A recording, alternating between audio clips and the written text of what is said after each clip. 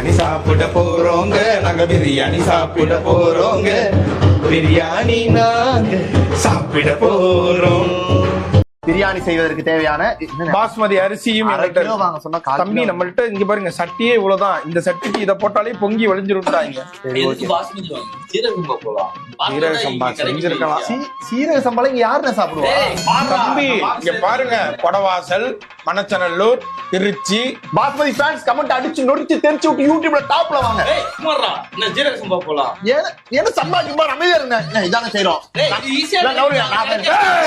சரிக்கா, நீ வேற நாடு இல்ல, நம்ம எல்லாம் ஒரே நாடு இந்தியா. அதனால நம்ம என்ன பண்ணுவோம், பாஸ்மதியும் எடுத்துப்போம், ஜீரக சம்பா எடுத்துப்போம், ரெண்டுத்தையும் ஒன்னா போட்டு ஒரு பிரியாணி செய்வோம். என்ன போட்டா தனித்தனி குக்கர் நம்ம ஒரு குக்கர் தானே இருக்கு, ஒரு அடுப்பு தானே இருக்கு. பாஸ்மதியும் அதுல போடுவோம், சென்னை டவுன் சவுத்தும் நம்ம ஆளுங்க தான். அப்ப ரெண்டுத்தையும் போடுவோம். நான் என்று சொன்னால் உதடுகள் ஒட்டாது, நாங்கள் என்று சொன்னாலும் உதடுகள் ஒட்டாது, நம்ம அப்படின்னு சொன்னாதான் உதடுகள் ஒட்டும். இந்த உலக